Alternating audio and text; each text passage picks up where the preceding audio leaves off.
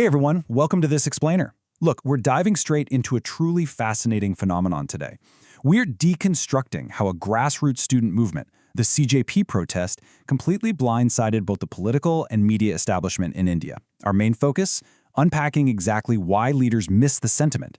We're going to explore that massive disconnect between top-down narratives and bottom-up realities and figure out how leaders who are usually master political strategists entirely missed the shifting ground right beneath their feet. So 36 days of relentless protest culminated in something the establishment thought was, well, entirely impossible: the sudden resignation of the education minister. According to journalists on the ground from day one, there was this widespread belief that the current administration just doesn't operate on a culture of resignations based on public dissent. Yet, here we are. The outcome was absolutely staggering. Which really brings us to the central paradox we're looking at today.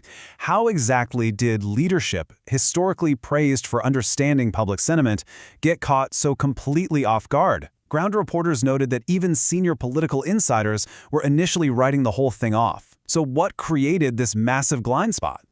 Let's get into part one, the unseen mobilization. To truly understand why leaders missed the sentiment, we first have to look at the sheer reality of the protest itself. 36, that is the number of consecutive days these protesters held their ground. We aren't just talking about a quick weekend rally here. We're talking about students, educators like Sonam Wangchuk fasting on a stage, and working professionals sustaining an unbroken chain of mobilization for over a month. And honestly, what's absolutely staggering is the environment they were dealing with. 40 degrees Celsius, that's over 100 degrees Fahrenheit. You had students sitting on the ground in scorching Delhi heat, often just taking cover under thin plastic sheets during torrential downpours. That kind of intense physical endurance completely shattered the establishment's expectations. They really thought modern youth were too distracted or comfortable to sustain a real fight. It's like looking at two completely different worlds, right? The establishment assumed this was just sterile online noise, a disorganized group lacking clear leadership that would quickly tire out. But the raw ground reality? It was an intensely physical, organic mobilization. People were literally hitchhiking on trucks for 3 days just to get there, standing side by side with affluent citizens from posh South Delhi neighborhoods. It was a totally different picture than what was being painted in the halls of power. Which leads us to part two, the echo chamber effect. So, why was leadership operating on such flawed assumptions? Well, independent journalists report that media advisors were basically feeding leadership narratives exactly like the quote you're seeing now.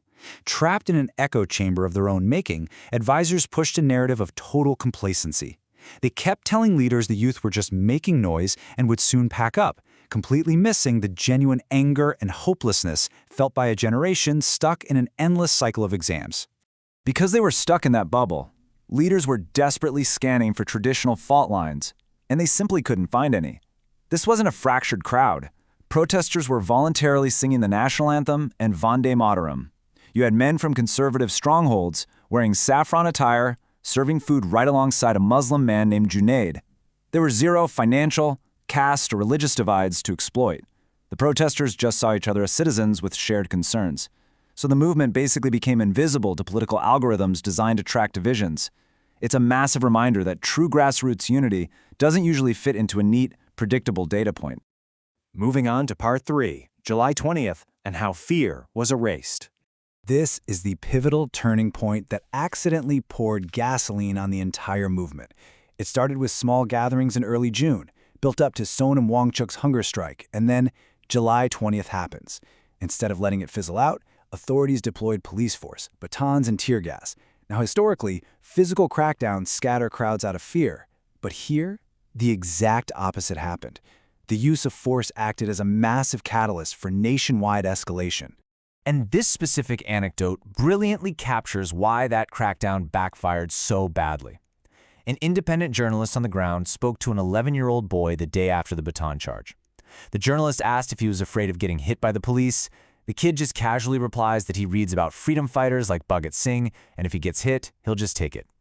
The establishment's greatest weapon, the fear of detention and physical harm, was literally erased from this young generation. And you know what? That lack of fear spread like wildfire. Witnessing the July 20th crackdown didn't make parents lock their kids indoors, it actually dragged the parents out onto the streets. Independent reporters noted a massive wave of parents joining up the very next day. They watched the videos of students being tear-gassed, couldn't sleep, and basically decided, if our kids can endure this, so can we. By applying force, the authorities inadvertently expanded the protest's demographic overnight.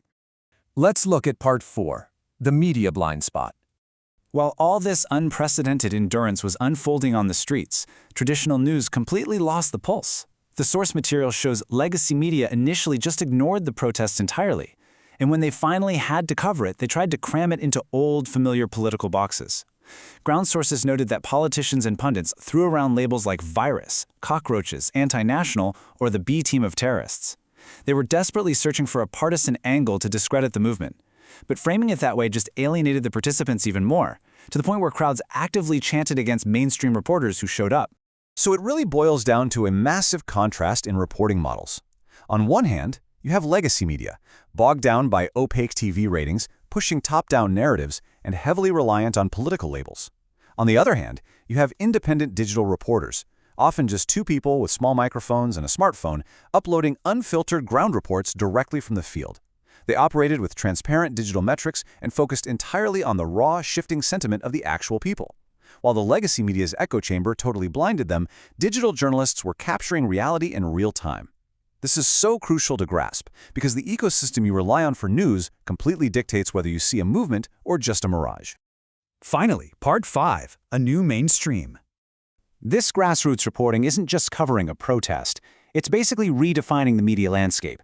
These emerging digital platforms are setting strict ethical boundaries to make absolutely sure they don't fall into the exact same echo chambers that blinded the political leadership.